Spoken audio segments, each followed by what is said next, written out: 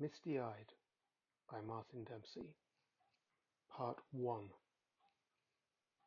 The droplet floated, undulating slightly, a tiny, malleable diamond, reflecting images, refracting light. Hands cupped, hunched forwards, eyes fixed, Tyler maintained his concentration. With an effort of will that seemed to originate from deep within his spine, the droplet rotated slightly clockwise. Struggling to breathe, refusing to let his eyes move, every muscle taut, Tyler held out until the fatigue rose up to overwhelm him, and he released his hold, letting it splash onto his palm, shattering into many smaller droplets, and becoming lost amongst the other tears that had dotted his hands. The damp of the ancient grave marker Tyler was sitting on started to penetrate his thick grey joggers, and he rocked himself up. The raincoat he'd pulled around his knees was effective at keeping out the rain, but he had no desire to get wet.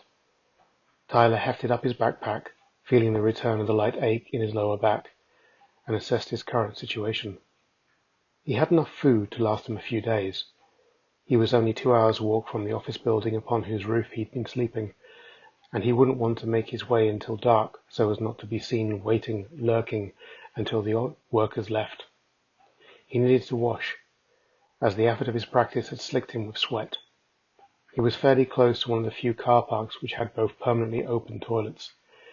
It was far from ideal, as it was modern automated sinks, which were shaped like a hole in the wall, designed to make a strip wash deliberately difficult. Once at the car park, Tyler made his way inside and headed up the damp-smelling stairs. In the toilets, Tyler chose a cubicle with an unblocked toilet, helping himself to one of the cleaner-looking soap bars from the sinks. Tyler entered and locked the door.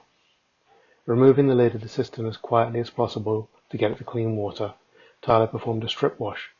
He used 2 large sponges, one to dry himself, one to wash himself, each limb positioned over the toilet bowl to let the water run in. Flushing the toilet to renew the cistern's water, he cleaned his teeth, spitting into the bowl. Flushing the toilet again, he then washed his spare set of socks and t-shirts and his spare set of joggers. Finally, he used the hand dryer on the sponges and his newly cleaned garments. They remained slightly damp, but he would air them out tonight. He repacked his bag and made his way outside. Tyler stood at the thick cement wall and looked out at the city. Cars swished along the slick roads, and coated shoppers bustled in and out of shop entrances and doorways. Traffic lights switched from green to red. He tried practicing with traffic lights, but the results were always inconclusive. He could never tell if his efforts were actually affecting their automated cycles. It struck him that he should exercise his body a little, so he commenced to do some standing wall press-ups, using the traffic lights to time each bout, repositioning his hands to feel the exertion in different areas of his torso and arms. Once the rain started to slow, Tyler made his way back onto the street. Tyler passed a small splattering of people sitting on the pavement, begging for change, or selling street magazines. Tyler tried to avoid them, despite recognizing a few of the faces. Rough sleepers were often the only people who would talk to other rough sleepers, but Tyler tried to keep himself to himself. Tyler would beg, but he was very careful as to where, partially to maximize his chances of being gifted money, and partially to avoid the social workers that combed the alleyways and thoroughfares looking for just causes. The irony of his supernatural gift wasn't lost on him. Surely the ability to guess the winning numbers for lottery ticket numbers would be more useful. Sometimes Tyler wondered how many others there were like him, and how far they had developed their skills. Tyler was also aware that what he was capable of doing, if demonstrated to the right people at the right time, would rewrite the established laws of physics. However, he guessed that were he to do so, he would lose the time, the privacy, and the isolation required for maintaining and honing his skill. He was a child when Tyler realized the ability to slow or nudge the course of raindrops. He would sit for hours practicing as they trailed down the window to pass the time, whilst locked in his bedroom as punishment for some imaginary infraction, ignoring his schizophrenic mother's staccato responses shouted at the television. Soon he stopped attending school in favour of his practice. Fortunately, as long as he left and returned to the apartment at roughly the same times each day, wearing his school uniform, Both the school and his mother paid little attention to his actual attendance. Sitting by the local canal, watching birds flock, poking at weeds with a stick, dangling from low bridges, feeding ducks, and practicing with water tops, Tyler practiced weeks, then months, and slowly years. His secondary goal was to reach 16 so that his lack of attendance would no longer jeopardize his practice, and he could stop returning home altogether. When it rained, he would take refuge in the library, soon realizing he would need to rotate his attendance between them, so as not to draw attention from the staff. Initially, he would read storybooks and comics, and one day he was rather shocked to find a book that had practical application on camping. Later, he put these techniques that he learned to use by making a fire on which he fixed himself some toast for lunch. Without intentional application, Tyler acquired an education perfectly suited to his eventual way of life. Tyler read books on camping, survival skills, the occult, psychic phenomena, spiritualism, meditation, and yoga. He celebrated his 16th birthday practicing a complicated vinyasa in a nature reserve, a 10-hour hike from his mother's home, to which he would never return. Afterwards, he meditated outside his fully camouflaged tent, while a hand-picked nettle tea he made stewed over a fire pit. Tyler's higher education came in the form of brushes with law enforcement, charity do-gooders, and social workers, where he learned to lie just enough to confuse a paper trail without encouraging investigation. He also learned to appear just the right side of dysfunctional. Too functional and all would be off in the state accommodation, but act too crazy, well then he'd have to spend the night under psychic observation. Now middle-aged, Tyler spent the winter in suburban towns and cities, and the summer on the outskirts of villages and rural towns. Experience added urban survival to Tyler's rural skills. Little tricks, like riding on trains from dusk until dawn on freezing nights on routes that didn't check for tickets, using cardboard for insulation, and never resting on bare stone or tarmac. Which supermarkets and cafe bins would be filled with just past their sell-by date produce, and, as he was currently doing, sleeping next to an office building's air vents to be bathed in warm air until sunup. Nearing the office block, on top of whose roof he'd left his tent and sleeping bag stashed, Tyler started to mull over whether he wanted to try his hand at dumpster diving or just rest. Thinking over his options, he realized he was more tired from his practice than he thought, as his mind was foggy and fuzzy. Tyler decided to call it a day, and to surreptitiously head to the alleyway that ran along the side of the office block to the fire escape, which was his egress point. Tyler stood waiting for the traffic lights to change, using the time to make sure the security guard was seated at the reception desk, had yet to start his rounds. That would allow him time to make his way to the roof without the risk of the guard spotting him through one of the many windows. A silver BMW slid to a halt to his right, prompting Tyler to check the lights. The cross image of a green walking man was illuminated, and Tyler stepped out. The green man started to flash, and immediately the BMW lurched forwards. Tyler broke into a brisk run, too late, and the bonnet caught his thighs and spun him up into the air, causing his back to slap on the bonnet, his head bouncing with a loud thunk that shook his eyeballs in their sockets. The car sped up, spinning Tyler, his backpack sliding under one of his arms, while his shins slapped against the passenger side door. Tyler half whirled, half slid off the car. For the softest sliver of a breath, he floated in the air, undulating like a raindrop, before slamming hard on his back. The pack absorbed some of the force, but his head took a second wrenching impact. He lay still, ears filled with the pounding of his heart, screams, and skidding wheels. Everything went black. Time passed, but dreamlessly, lightly, without purpose or function or aim. A dazzling light penetrated through the darkness with the drive of a lightning bolt, then vanished. A sound echoed. A second light from a different angle sliced like a flaming sword. The sound echoed forth again, this time taking shape. Hear me? Tyler tried to make a sound or form a word, but his own ears, it mimicked a creaking gate. There was pressure around his neck and then around his arms and legs. The darkness beckoned, and Tyler sank down further. He was being jostled. Several arms moved around him, and he was hoisted and fell again, this time landing flat on something that yielded. Tyler's fingers curled, and he felt salty grains of sand gather under his palms.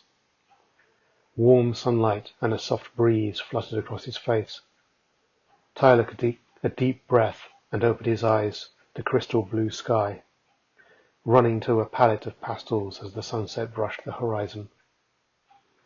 Sitting up, he saw he was close to where the sand thickened with seawater, and the agenda-free waves scampered up and down the snow-white sand. Tyler was still dressed in the clothing he had on before. Something had happened. He was going somewhere. His tent. Tyler cast his eyes around. His tent must be further down the beach, or at the edge of the sand where the tufts of grass became more regular. Possibly in one of the cracks in the chalky cliff face that he could see rising up to encircle the beach. Tyler stood up, for some reason expecting his body to be sore, but he felt fine. Light and free, in fact.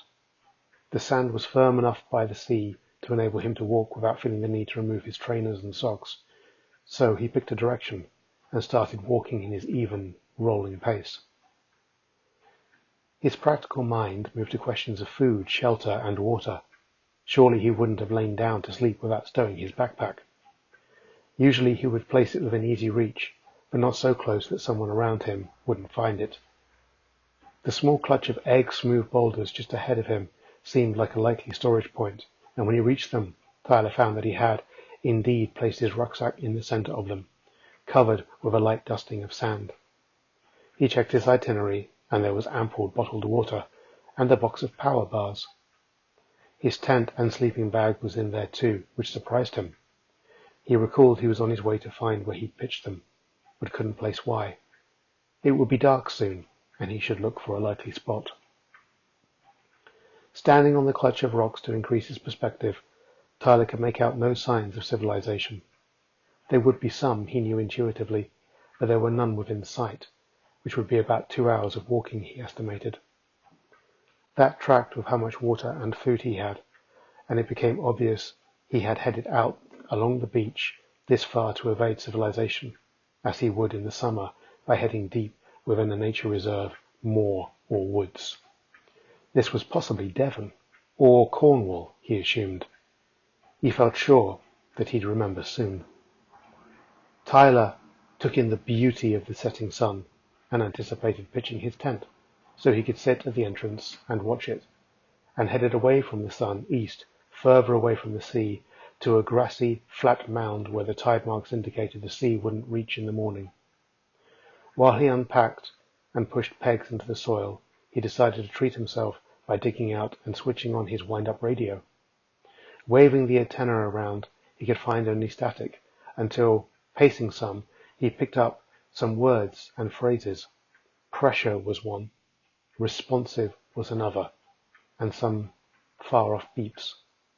He turned it off and entertained himself instead by humming and muttering catches of sea shanties.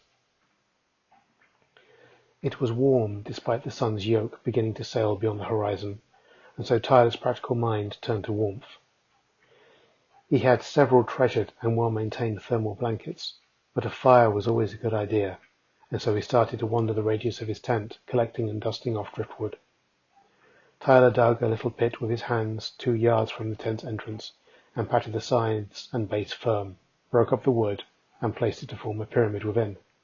Then, using his lighter, he sparked up some dry grass, kindling and lighting the flame with practiced ease. Soon the smell of wood smoke and the crackling of fire joined the century array of the beach. Tyler opened a power bar and took small bites, chewing it thoroughly to make it last. He'd eat a couple, saving the others. The box would last him a few days if needed, and he had enough water for the next couple. After finishing one of his bottles of water, Tyler decided, just in case, that he put up a moisture-gathering sheet, directing it to catch the sea breeze and angling it so the dew and moisture would run down into the bottle. He was almost ready to turn in, so he wandered some distance away from the tent to pee, walking as he did to create a scent arc following the edge of the tent. Hopefully that would warn off any foxes. He was far less concerned about any lingering scent of the power bars than he was the water trap as it collected dew. In his experience, foxes would be more likely to be attracted to the water than the food that was already wrapped within a bag. A fox attempting to lick the dew would press the sheet out of the bottle, rendering the whole exercise futile. Tyler popped a piece of sugar-free gum into his mouth, chewing until the flavour faded, and then brushed his teeth. Gazing out at the now dark sea, his feet registered a patina of dew already forming over the white sand. Tyler contemplated that it had been years since he had practiced his art on grains of sand, remembering it required more effort in terms of focus and sheer will than water. He decided he would train tomorrow using sand, and started to perform a final check of the tent's perimeter before turning in. Once satisfied, Tyler moved to the fire pit to double-check its sides were sound. Tyler poked at some of the charred foundations, crumbling them down to provide a further bed of ashes, and then added the last few branches to secure the pyramid. As he looked up from the depths of the fire, he came eye to eye with a face. Tyler started and fell backwards, then immediately brought his hands together, the fingers of his right hand fumbling inside the sweatband wrapped around his left wrist, pulling out the folding fruit knife he kept there. His thumb slid it open with a smooth, practiced movement. "Hi," a young feminine voice said. "Sorry, I saw the fire and I'm cold." "Ha!" She let out a high, nervous laugh. Tyler's eyes adapted to the altered light, and he made out the figure of a young woman, possibly in her mid to late 20s. She had a short, black hair in a bob, and was wearing a white nightgown with a light grey pattern. Her arms and feet were bare. She reached up and put a lock of hair behind her ear, revealing a paper or plastic bracelet of some kind on her wrist. "I didn't mean to scare you. I just wanted to ask if I could sit by the fire." It wasn't a question. It was an attempt at an explanation, and she seemed just as rattled as he was. "I'm sorry. I'm here all alone, and I've been walking all day." She brought her hands together in front of her, interlocking the fingers. Tyler stood up and saw, with a touch of relief, that he towered over her. She was standing oddly with her knees together and her legs crouched, and standing this way she was probably only about 4 feet tall, possibly a little less. Tyler cleared his throat. "You're alone?" he asked and looked around.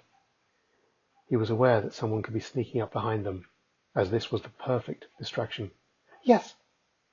Tyler pulled a lit branch from the fire and paced out from the circle of light to check behind the tent and to the sides. I just want—" "Shut up!" Tyler's voice was stern and decisive. Checking the horizon, he couldn't see anything moving, apart from the sea and a suggestion of mist in the far distance. Tyler threw the lit branch in the direction he'd had his back to, and stared hard at the area for any sign of movement. After a few seconds, the flame gutted and went out. It seemed they were alone. "What do you want?" "I'm sorry." The girl's voice was pleading now, and she looked on the brink of tears. "I was cold, and it got dark, and I can't find anyone else." "Sit down." "What?" "Sit down." "Okay."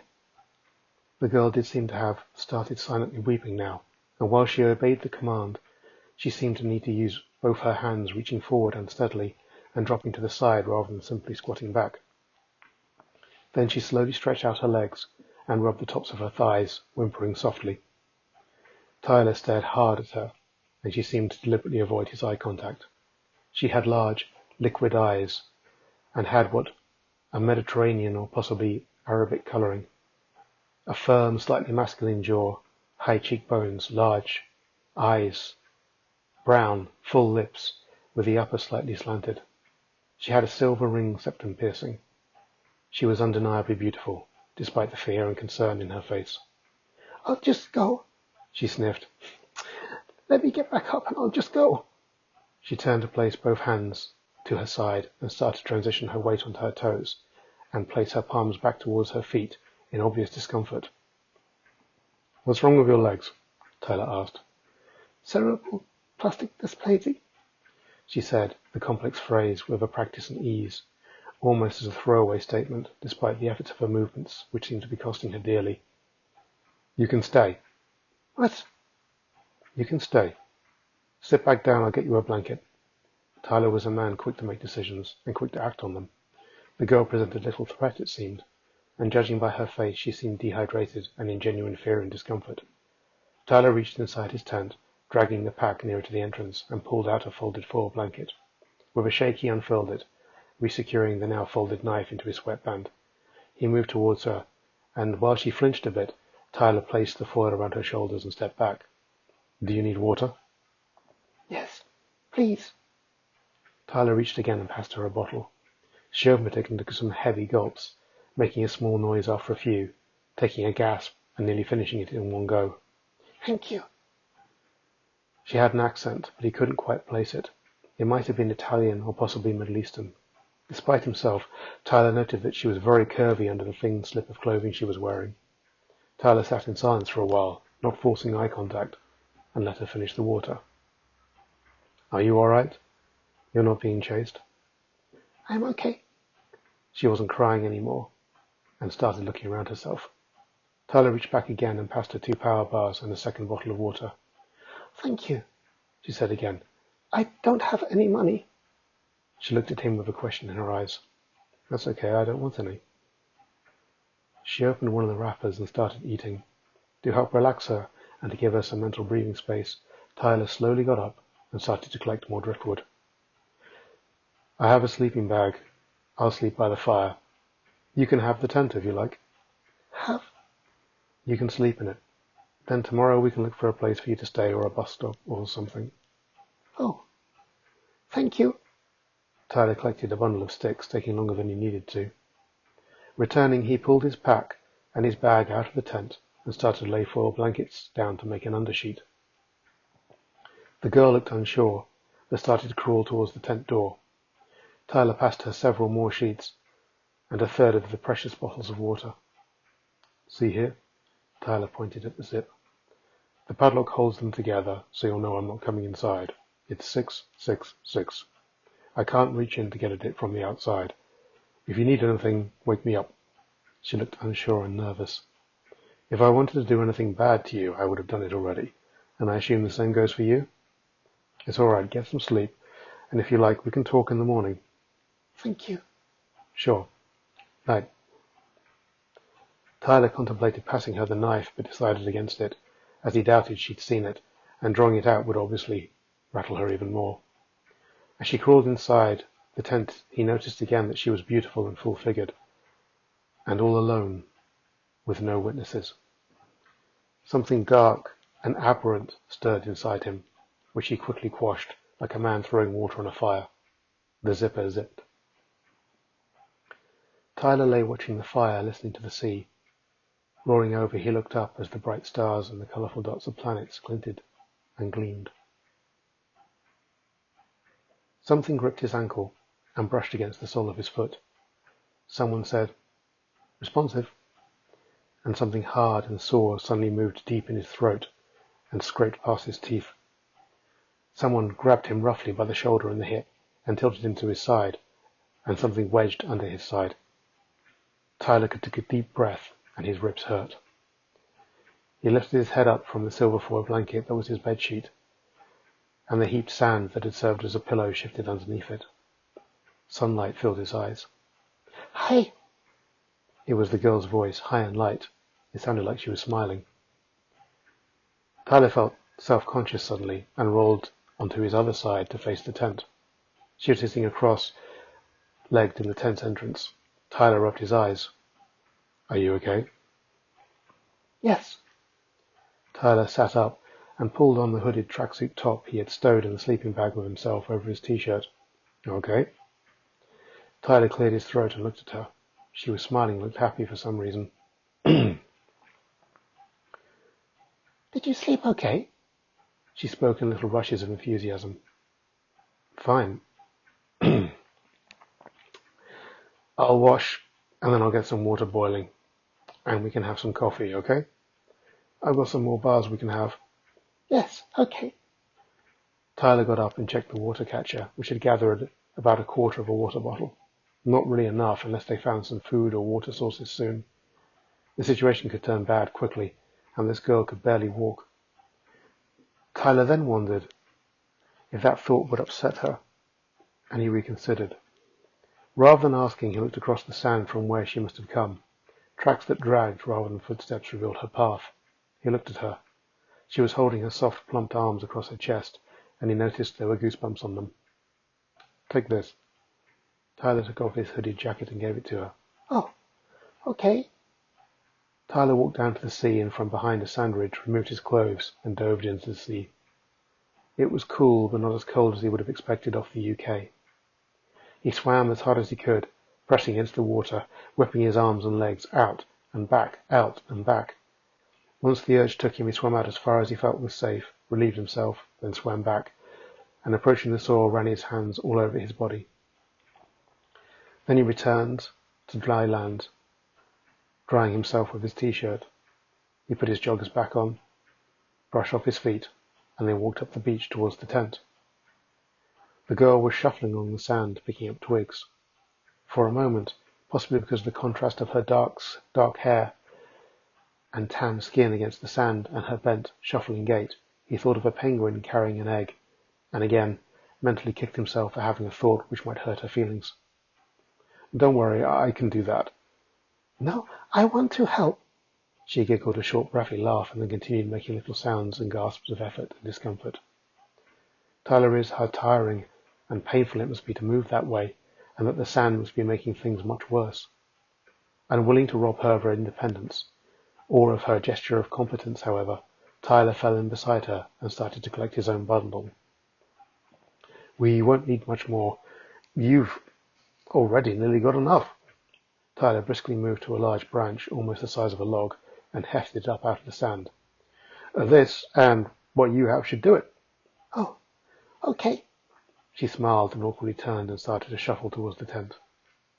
Tyler followed, and after laying his damp t-shirt over the tent to catch the sunlight, which was starting to shine with real warmth, broke the branch up into segments over his knee, or by angling it against the sand and stamping on it.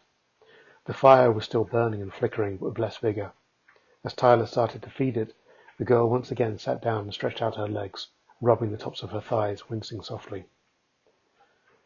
Tyler boiled the collected water and added some from one of the last few bottles, enough to fill his tin cup. He added a sachet of instant coffee, a fistful of which he'd sneaked from a train buffet service a few days ago, and passed it to her along with a power bar. Thanks. She smiled again.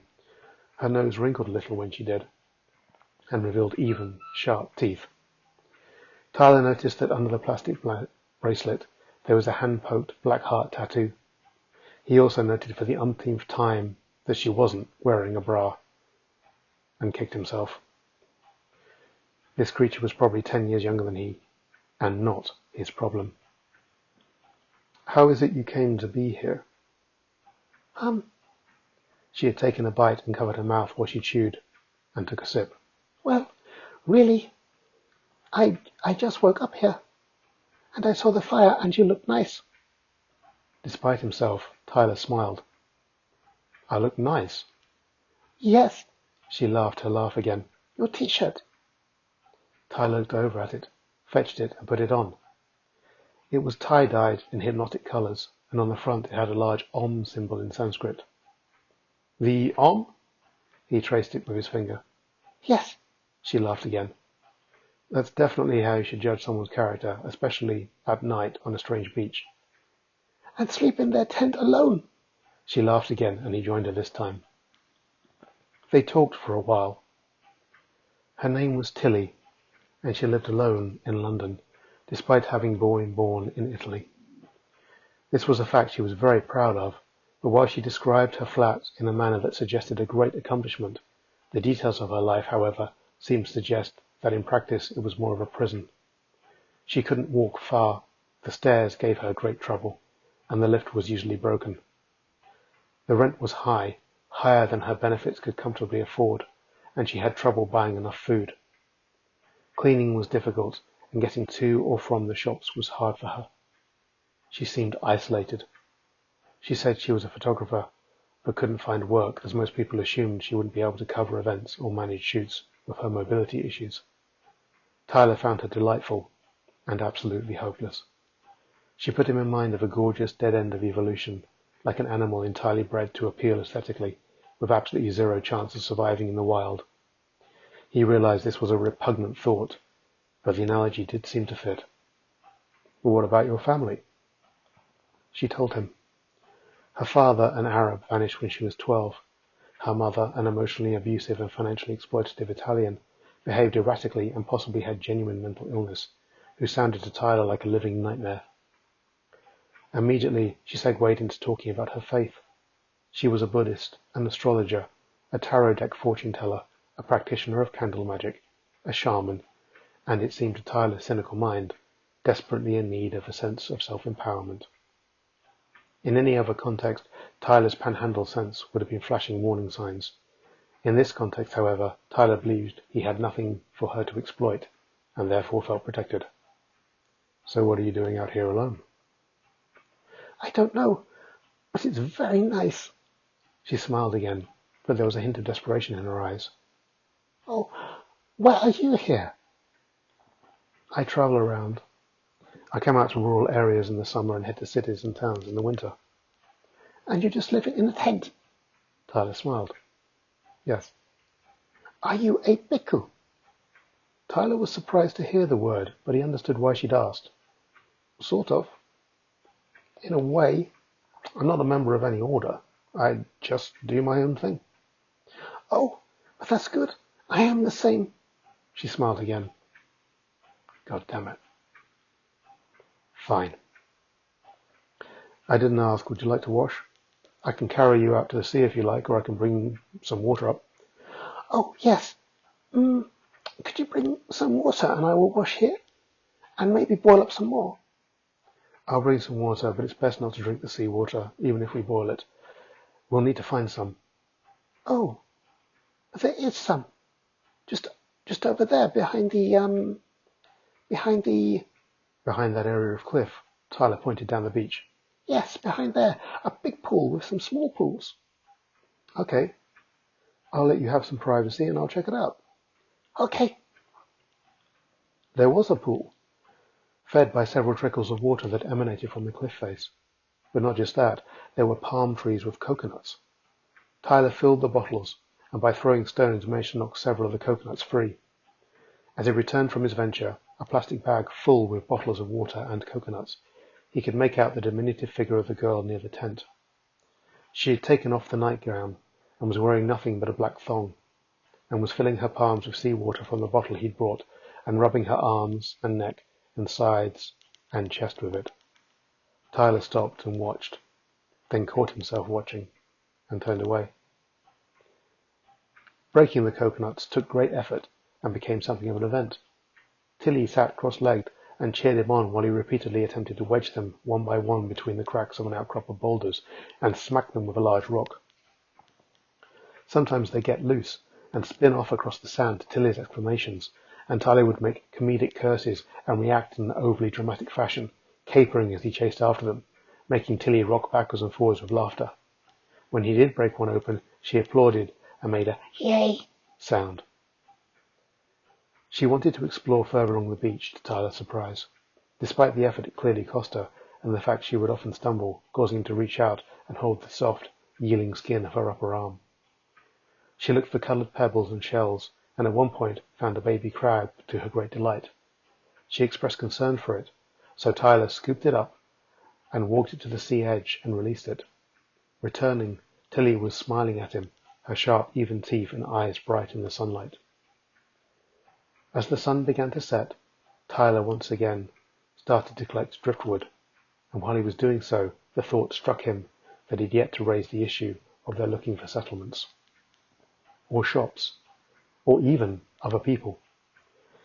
He'd felt entirely content to spend the day with Tilly, and she'd seemed content just to go along with her situation.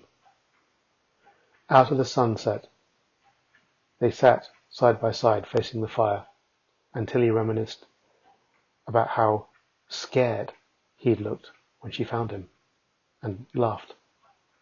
She laughed so hard she needed to pause to catch her breath before laughing again. They ate roasted coconut and power bars and drank coffee, passing the tin cup between them. After they had finished eating, they examined Tilly's haul of flotsam and jetsam. One of the stones she'd found was larger than the rest. It was white and about the size of Tilly's open hand and covered in thin, intricate engravings. In the firelight it was hard to make them out, and they needed to huddle together near the fire to see. They seemed to be images of sharks or deep-sea fish with human limbs and coral-like structures, which they swam through. Once it got darker and a suggestion of mist danced across the horizon, Tilly started to point out constellations and name them, telling Tyler what they meant and how they would affect them both. He found it almost impossible to follow what she was describing or identify the shapes she was pointing out, but feigned understanding. Tyler waited expectantly during the lesson for her to identify their approximate whereabouts, assuming her knowledge of astrology would carry over to astronomy. If she knew, she didn't mention it. He decided not to ask, as her expertise in this area seemed very important to her, and if she didn't know, he feared it would imply that her knowledge had no practical application.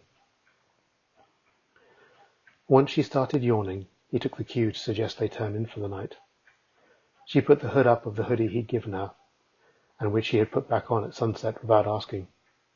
Tyler noticed that when she did, there was a little insect in her hair, and reached across to gently free it. As it fluttered away, it released a soft green glow, to Tilly's delighted gasp. She wished him a "Good night," and crawled into the tent, turning around and waving to him before zipping it shut. He acknowledged again how immediately at home she seemed to be in the situation, and marvelled at her bravery for asking for his aid. Then he acknowledged within himself the real reason he'd helped her, which had nothing to do with her disability or her lack of shelter. Tyler got back into his sleeping bag, congratulating himself for at least not letting her use that too, and lay back. Above him there was a cluster of stars Tilly had insisted was called something, and which she had tried to convince him formed the shape of something else. Through his eyelashes, if he relaxed his eyes and if he ignored the other clusters, it seemed to him that it was just possible that they did, indeed, take the shape of something like a crab. Someone grabbed him by the shoulder and the knee, and he was flipped on his back, then over onto his other side. Someone shoved fingers under the side of his neck, tugging against his hair, lifting his head and dropping it back down. A pain of something hard was in his wrist, and it tugged and pulled before laying still. Tyler woke before Tilly, or at least before she opened the tent, so he went and swam and then collected firewood and fresh water. Returning with a plastic bag filled with coconuts, he heard her chanting inside the tent. He recognized it as Om Mani Padme Hum, and tried not to inwardly shake his head or roll his eyes. It was difficult for him, having lived the life of the aesthetic life for decades, having devoted it to the development of the inner will. Her devotion to what he would dismiss as storefront mysticism, the surface techniques and trappings that should be left behind as soon as possible rather than clung to, seemed hopelessly misplaced. As he cracked coconuts, Tyler, prompted by Tilly's chanting, recalled a Hare Krishna he'd befriended, who would sit on a blanket in Oxford Street together, and how they used to chant. The name this guy had given Tyler was Indian, and Tyler had forgotten it, but after a few afternoons spent talking and people watching, the monk had told him his original name was Tom. Tom had been eager for Tyler to visit his congregation and to expand his Krishna consciousness. Tyler had liked Tom very much. He appreciated Tom's open and innocent engagement with the world, and found his dedication and enthusiasm touching. Tyler doubted if Tom would stay the course, however, and suspected that he would soon fall out of the faith and renounce his practice. Tyler also acknowledged this was probably his own arrogance and overestimation of his own devotion to the practice. Brutal self-honesty and interrogation was the first and most important step. Just before midday, Tilly unzipped the tent, possibly tempted out by the smell of roasting coconut and coffee. Tyler had crafted some of the shells into bowls, and they were able to both enjoy a bowl of coffee and coconut milk, with roasted coconut mixed with broken up pieces of power bar. Do you eat fish or crab? "No." They had finished eating, and Tyler's mind had turned to long-term plans. There are enough coconuts by our pool of water for another week or so. There's enough water there to last us for as long as we want. We only have about 6 power bars left. We could gather some seaweed and dry it, but coconut and seaweed will start to get awfully old. But we can stay for another few days. We? Like that, was it? We can stay here, sure. There should be more coconuts along the beach, and there'll be a village or town a little further along, I'm sure. Oh. I wouldn't want to leave you here alone when I went and checked, but I've seen no one else here, so I feel like you'd be safe while I did. Could I come? Well, you could, but it would be a long walk. I can't see anything. There's no smoke, no roofs. Unless we pack up and move and repitch the tent further down the beach, we'll have to turn around and come back, and there may not be fresh water further down. We really lucked out having water so near. Okay. So what would you like to do? It's fine. Okay. Tyler paused, looked out at the sea, and then back at her. She was looking at her pebbles. So what would you like to do? I'm happy to stay. While I look for people? If you want, or we can just stay. I like coconut and I like seaweed. Tyler wasn't expecting that. I can check further up among the cliff. That won't take me too far, and I'll be able to keep an eye on you and the tent from there. I might be able to see some houses or something. How about I do that and give you some privacy for a bit? Yes, okay. I'll get some water for you to wash. As Tyler made his way up to the chalky white jagged boulders and outcrops, it struck him that he might be able to stop somewhere and watch her wash again, but censored the thought. After a time of climbing and long stepping, he looked back and noted that he'd gotten some distance and gained some height. The cliff wasn't as steep as it appeared from the distance. Rather, it tapered up, and there were plenty of caves and crevices on its face. One would have to be totally inexperienced or foolhardy to go into one alone, though. One slip, with no one to come looking for you, would all it would take. Tyler thought about the time he found a dead body of another rough sleeper in an alleyway in London. He'd crawled or climbed behind a dumpster, presumably to keep warm, and presumably while drunk or otherwise intoxicated. His foot and the lower part of his leg had slipped into a curb, rain drain, and subsequently succumbed quietly to the cold. Tyler reached a patch where the cliff face leveled out a little and found, to his surprise and delight, a collection of date palms. Shaking out his carrier bag, he proceeded to climb up the cliff next to them and reach over to fill it with as many dates as he could. Once it was full, he made a mental note of where the trees were, picking out the high, shallow crack in the cliff face as a landmark, and made his way back to the tent. Looking down over the little inlay where the tent was pitched, Tyler noted how idyllic and peaceful it looked.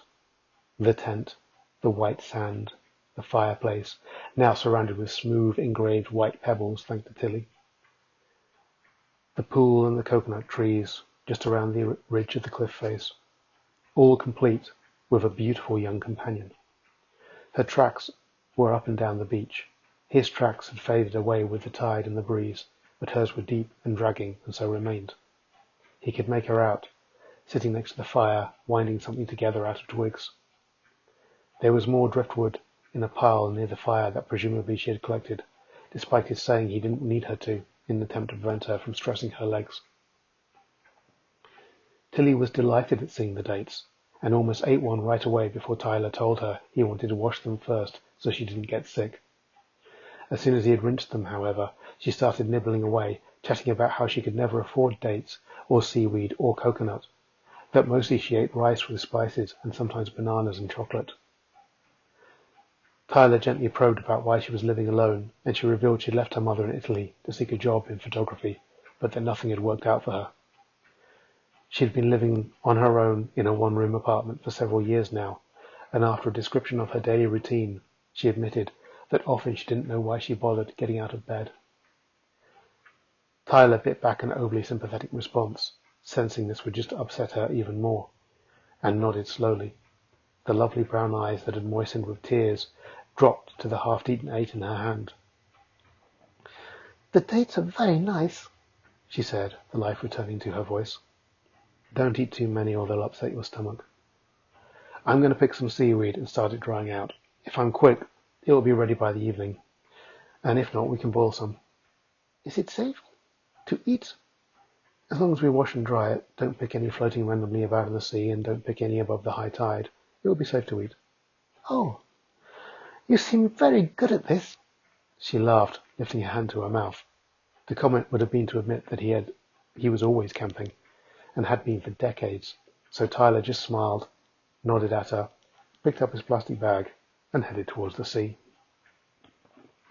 As he waded through the shallows naked, pulling handfuls of weed from between sea rocks, he paused and looked up towards the camp to check that the campfire was still going. He spotted Tilly, standing in her crouched way, her hands clasped together at her sternum to support her breasts with her forearms, looking right at him. Tyler dropped his gaze so as not to make her feel uncomfortable, and carried on, his rangy, stringy body picking its way with practice and precision. When Tyler returned, he brought with him 2 more of the large, flat, white, smooth stones that had engravings on them for Tilly. She took them with her, "Oh," and sat cross-legged, turning them over and over in her small hands, tracing the wave-like swirls and fish frogmen engraved on them.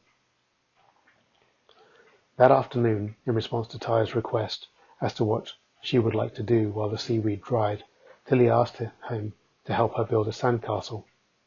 Tyler refused, and Tilly's face fell for a millisecond, and fear and tears rose up behind the liquid brown eyes. Immediately, Tyler told her that he wanted to build a sand sculpture instead, and Tilly clasped her hands together in delight. They agreed on an octopus, and Tyler spent most of the evening walking back and forth to the sea to fetch water for Tilly, to mix thick, wet sand for tentacles and a bulbous head. Tyler encouraged her to use one of the empty bottles to help shape and smooth the sand, and regretted it when she started using the mouth to press circular simulacrum suckers along the tentacles. Using the flat of the bottle, moving it in a circle, she created a large single flat eye looking up at the sun in the center of a mound which served as its head. When she was finally satisfied with the finished result, she quickly reclaimed the bottle, and Tyler went to wash it out in the sea while Tilly admired her work.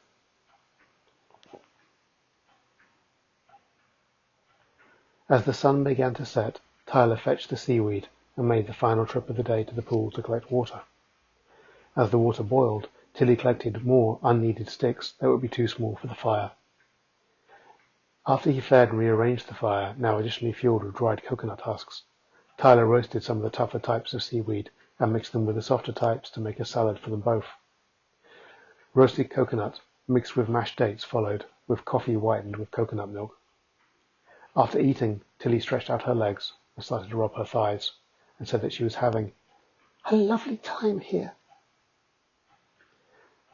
one of the self-imposed rules that Tyler lived by was to try not to plan too far into the future. However, Tyler had been thinking about the slightly absurd situation he had found himself in, and theorized that he had blacked out after working on his abilities too hard. He had blacked out a couple of times when he was a teenager. The first time was forcing a fruit slot machine to pay out. The headache that act had caused lasted a month, and he'd woken later sitting in the field with spots floating in front of his eyes. After that, Tyler had resolved to never use his abilities to get money. He'd broken that resolution in his 20s, swerving a billiard ball in a game he was playing for a couple of £100, grifting some pool grifters. Not only had he needed to leave immediately after, as the migraine started, he needed to pull some sharp maneuvers to avoid them trailing him. Once the migraine peaked, he again lost time, and had come to his senses in a Holiday Inn reception area, with a security guard holding his arm demanded he leave. If he had blacked out, that would describe how he'd made his way onto the beach. Possibly he'd stowed away on a ship, or perhaps he'd gotten a flight with the intention of sitting out a winter that weather reports had suggested was going to be one of the coldest on record. He assumed he was in the Canary Islands, Gibraltar, or possibly Jersey. Tyler didn't speak any language other than English, but the presence of Tilly's lovely personages had thrown the field wide open. This could be the European coastline, or even the Middle East. "Tilly, I've been meaning to ask, have you remembered how you got here?" "Oh, yes. While I was meditating this morning, I remembered that I had gone down my building stairs to collect a parcel because I was expecting a delivery of Pokemon cards. Tyler's face remained immobile. It didn't take his special talent to do so, but it nearly did. Pokemon cards. Yes, Tilly laughed her beautiful staccato laugh. I collect them. I love Pokemon. And what happened next? I don't know. I wonder if I might have been kidnapped. Kidnapped? Yes, I have had stalkers in the past. People who have tried to find out where I have lived and tried to pressure me into meeting them. Her face became concerned, and she seemed upset at the memories. Who would do that? My past clients. Photography? No, She laughed again, but this time it seemed a little forced. I work in chat rooms and on web camera sites. I want to stop soon because it's not nice. There didn't seem to be a good response to this revelation, so Tyler didn't give one. I will need to be home soon to pay my rent and check on my apartment, but I'm very much enjoying being here and I very much appreciate everything you are doing to keep us fed. It's lovely to have your company. Tyler surprised himself by meaning it. You could come and visit me sometimes. You could pitch your tent in my apartment gardens. Or there is a park just down the road from me. I could show you London. That sounds lovely. Tilly nodded happily. And I could show you my Pokemon cards. She laughed again and went back to rubbing her thighs. Are they still sore? Yes, always. Here, let me. Tyler reached over and gently placed her legs across his lap and started to press softly into the tight muscles that lay under her soft, yielding flesh. Tilly made an appreciative noise and leant back against Tyler's backpack, looking towards the sunset. He had observed her habit of stretching her legs out after eating, and so he'd placed it there so she could lean against it. Tyler was close enough to look at the wristband again and saw that there was a barcode on it. Next to the barcode was a name, Matilda Panzam. It was a hospital ID band. Tyler wondered if she'd been in hospital, and under the effects of anesthetic, wandered out, maybe during a treatment for her legs. I'm very grateful you are doing all these things to help me. I could pay you some money if you come and visit me. Pay me? Yes, for letting me use your tent and for collecting food. I don't want your money. Tyler felt somewhat hurt and let down by the suggestion. Oh, then we could have sex. Tyler stopped pressing into her legs. We could. I just thought if you like, we could do that and then we would be helping one another. Of course he wanted to, but that hurt his feelings even more, in a way he didn't fully understand. It's late. Let's turn in. Oh, okay. Tilly moved back onto hands and knees and crawled towards the tent, looking beautiful. Thank you for helping me build the sand octopus. You're welcome. I enjoyed it. Good night. Tilly, apparently impervious to the emotional turmoil she had caused, smiled at him and zipped the tent shut. Tyler prepared his sleeping bag and got in. He wanted to tap on the tent and ask to share it with her. Part of him wanted to take her up on her deal, but he knew that he would only want that in the hope that it would lead to some genuine emotional connection he thought, wrongly he now realized, was being fostered between them. Closing his eyes, images of Tilly washing herself filled his mind, and he opened them again. It was going to be a long, hard night. A strong smell of cinnamon rose under his nose, pressure on both of his collarbones, a light shaking back and forth, a moving dampness over his body, limb by limb, and then his torso, then a return to warmth. Tyler opened his eyes and rolled over. What caused him to do so was unclear. Possibly it was the scent of mist. His long habit of sleeping outside had trained his mind to read it as a warning sign and to ensure he was protected against its potentially freezing effects. There was mist on the beach, either moving up from the sea or descending softly down from the sky, or both. It was thickening on the other side of the fire pit. Tyler, his back to where the tent was in which Tilly slept, looked out past the flames before him and the white sand of the beach with Tilly's sand octopus and through the mist to yet more sand that stretched out to the sea. The mist continued to thicken in one patch, swirling together, almost to the point where the sea past it became invisible. Tyler had chosen the spot higher up the beach, not just for the firmer ground, but also as it was on a slight incline, as he was very familiar with the mist that can roll in on even the warmest nights, and the dip in the beach was collecting the mist, just as his experience taught him it would. Tyler yawned and started to close his eyes, turning his ears and tuning them back to the sound of the lapping sea. Just as his eyelashes were about to meet, the thickest patch of the mist slowly descended several tendrils down and stroked the sand. Tyler opened his eyes fully, unable to make sense of what he was seeing. The tendrils of mist moved like the limbs of a jellyfish, with a clear volition and will, stroking along the sand, meeting the ridges of the tentacles that Tilly had shaped for her sand sculpture. Tyler froze, wide awake now, his breath shallow.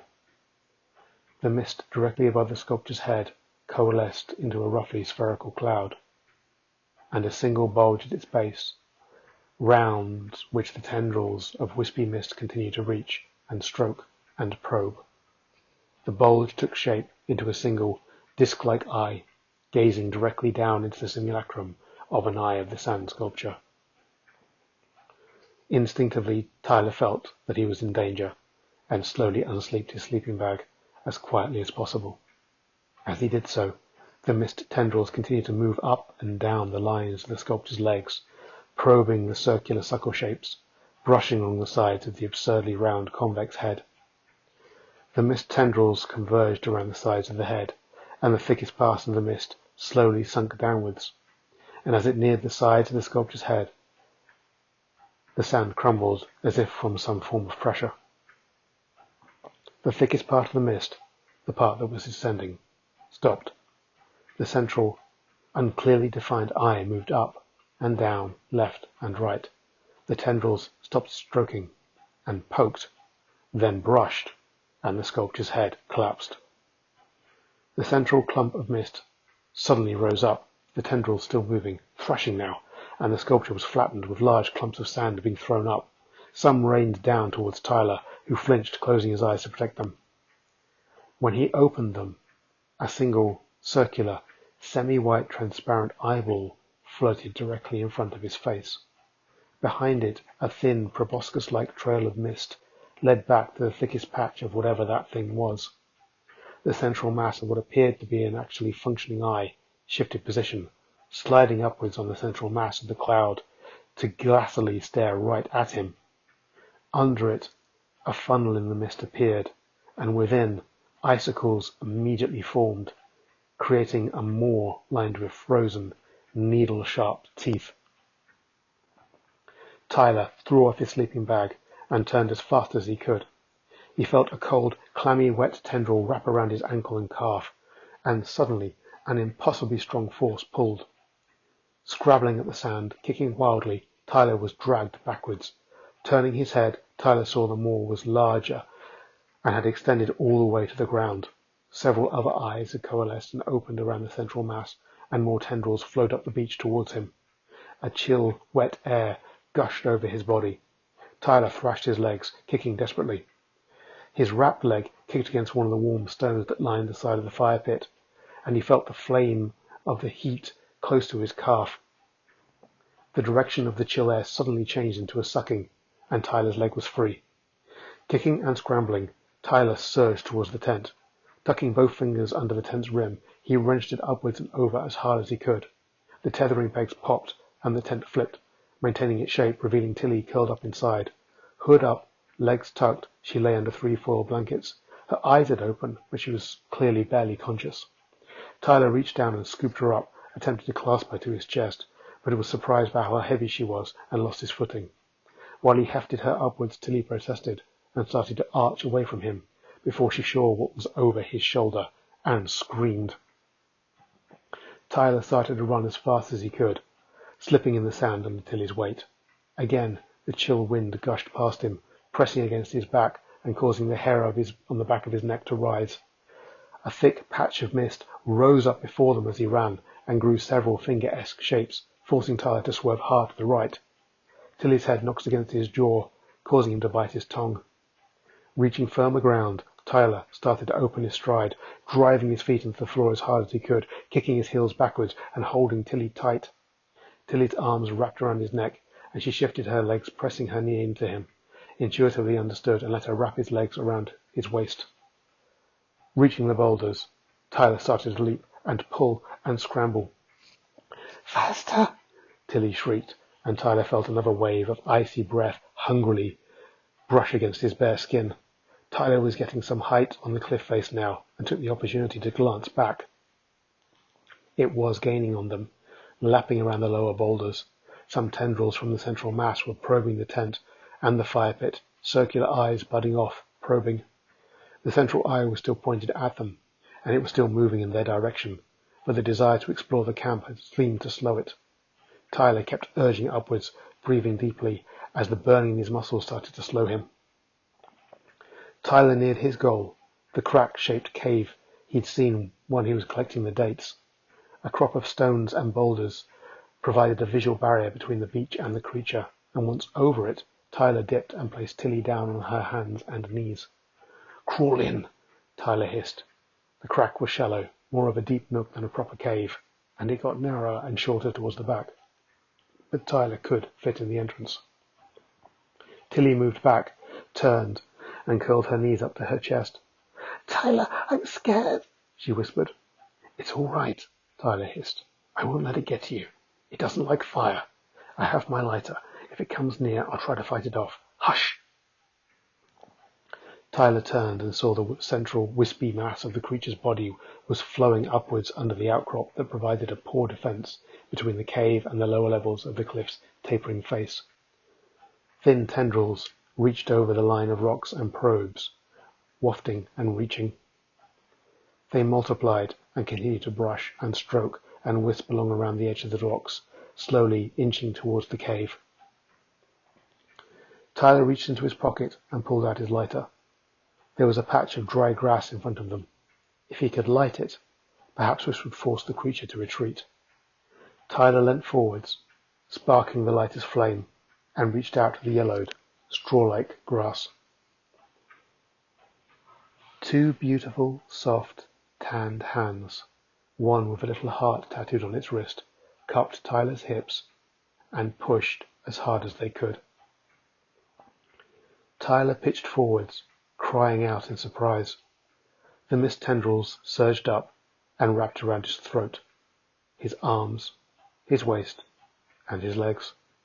"I'm sorry," Tilly's high, clear voice called after him. The tendril gripped tightly around his throat, causing blackness to start to encroach on his vision. But as he was carried out over the rough line of rocks, his dimming vision could still make out the things more reforming, and the huge central eye staring dispassionately right at him. Tyler's heartbeat pounded in his ears. Everything went black, and the sound of blood rushing became rhythmic, and then high-pitched, then punctuated, then a rhythmic beep. Tyler opened his eyes to a white, blank mass before him, which coalesced into the shape with soft ridges, peaks and valleys, and partial folds. Along its top ran a metal rail. The soft whiteness under his fingers was a sheet, leading away to the foot of the bed. Looking left and right, he saw a monitor where the beeping was coming from, and to his right, a chair and a plastic arm holding a screen. He was in a hospital bed. Attempting to move his head produced pain and stiffness, and fabric and resistance indicated he was wearing a collar. Feeling about and shuffling upwards, Tyler found a clip pinched to his finger, and that there was a box attached to a wire with a button on it with the words "Call Nurse" on it, which he pressed. A man in a nurse's uniform pulled the curtain back a few minutes later and seemed genuinely delighted that he was awake, and offered to fetch him a hot drink, to which Tyler requested coffee. The nurse told him he would fix him some once the doctor had checked him over. Waiting for the coffee and the doctor, Tyler surveyed the revealed ward. It seemed to be a coma ward. All the other curtains were drawn unless the visible beds were empty. When the doctor arrived, an attractive woman with a French accent, wearing autumnal colours, she checked his eyes with a light pen, asked him to turn his flattened hands over several times, pressed against his extended limbs, and had him curl his tongue and then count backwards from 30. When asked, "What is the last thing you remember?" Tyler thought about expedient not to say. "Are you currently sleeping rough?" "Yes." "How long have you been doing that?" "Decades." "Do you remember your name?" "Yes." "It's Tyler." The doctor wrote that down. "Mr. Tyler?" "Tyler." "Tyler..." Tyler didn't move a muscle. "Tyler what?" "Tyler. Just Tyler." "I see. Mr. Tyler, if you wish to remain anonymous, we can promise not to pass on your details unless you are currently wanted in relation to a crime. If you do feel able to share your details with us, we might be able to provide you with better care." "I am not wanted by the police. I have not committed any crimes. My name is Tyler." "All right. We're going to ask you to stay for at least another 24 hours so we can keep you under observation, and we'll ask you to talk with a physiotherapist and a head injury specialist to work out a recovery plan for you." After she left, Tyler assessed his options. They would almost certainly have contacted the police. Why has he not have taken his word that he wasn't wanted for a crime? For all he knew, it was possible that he was. Technically, sleeping en route without permission was trespassing. He also felt it was a safe bet to presume that he was the subject of a decades-old missing persons case, unless he'd been pronounced dead in absentia. Frankly, Tyler cannot be bothered with all that, especially as closing that hypothetical case might encourage his mother to try and contact him, if she was still alive. The nurse came back with medications for the pain in his neck, which he declined, and a coffee. When it cooled, he drank it in a couple of gulps. Deciding he was well enough to remove the collar and shuffle to the washroom, he took a shower. After returning to his bed, he decided to lie on top of the covers and play with the interactive screen for a while.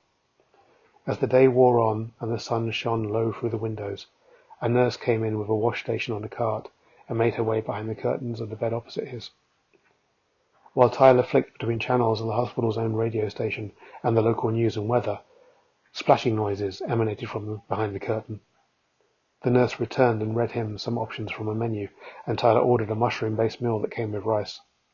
The splashing behind the curtain had stopped, and as the nurse who had taken his order moved away, the curtain of the bed opposite was pulled back, and the wash station nurse wheeled the cart out of the immediate surrounds of the bed. In the bed, with her eyes closed, surrounded by monitors, unmistakable and beautiful, was Tilly. A sick stabbing feeling swelled in the pit of his stomach and spread to every inch of his skin, pulling him down into the bed. No matter how hard he tried, he couldn't take his eyes off her. While he ate, while the sun set, while nurses came and went, he found his eyes constantly returning to her. He watched her chest rise and fall. He watched the way the changing light contrasted and emphasized different elements of her bone structure.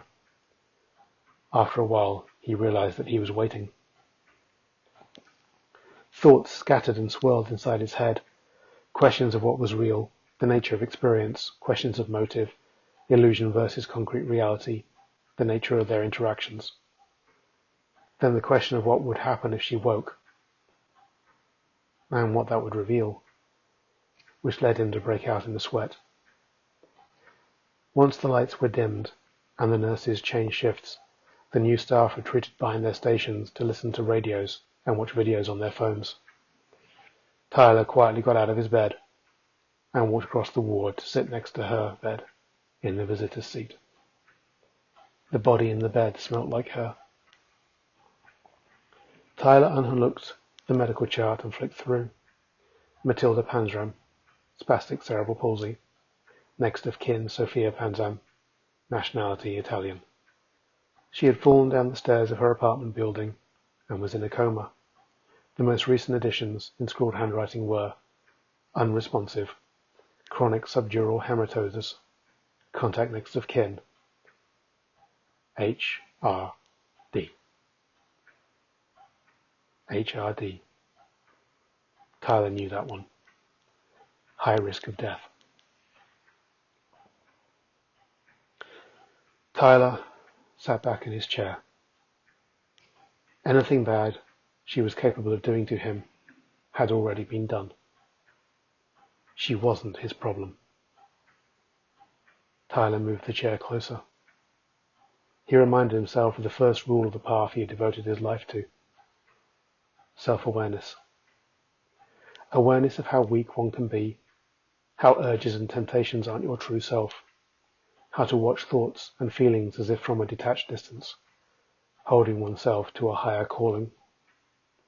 Tilly was everything he knew he wanted, but had sought to avoid. Reaching out tentatively with his deepest sense, he felt the rush of blood in her throat, the pulse within the head he longed to stroke, and he felt the blockage that would almost certainly kill her. A little nudge would be all it would take to complete the seal, blocking oxygenated blood and ending her life. An act of revenge? Possibly. Possibly an act of preemptive self-defense. No matter objective truth, subjectively, he felt she had taken advantage of him, and he knew he would let her do it again.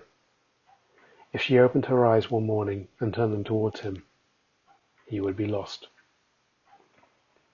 She was a landlocked bird, a beautiful creature unsuited to life. Sitting on the hard chair, listening to soft beeps and watching the slow rise and fall of Tilly's chest, Tyler passed judgment. It would be a kindness to leave her on that beach that she loved too much. She would be safe in the tent, refreshed from the water of the crystal clear pool, full on the date she loved, exploring the soft white sand. Tyler's unique talent softly embraced the clot. This is the only way he could put the monster behind him. The slightest pressure on the clot, and she'd be no one's problem. The effort immediately brought him into a sweat. His vision doubled. His head pounded. This is for breaking my heart, Tyler thought, and bit down hard on his tongue. The pinging beep of Tilly's heart rate monitor slowed, and then began to pick up its pace. Compress and compound, nothingness rose and took shape. Inwards and inwards, darkness became firm. Pressure and pressure and pressure, a pounding pain. The command to obey. Yield to me. Eternity in the light behind his eyes. Soften and crumble. An effort unlike any he had ever known. A thought. This is what childbirth might be like. Spiral inwards and inwards until you are gone. Tilly's mouth twitched. Tyler's mouth was full of blood, and some started to trickle from his ears. Tilly's eyelids fluttered open. Tyler's breathing became labored. Tilly's beautiful head slowly turned to take in the shape that had slumped in the chair, and their eyes met. Surprise and confusion filled the loved brown ovals, and Tyler breathed his last.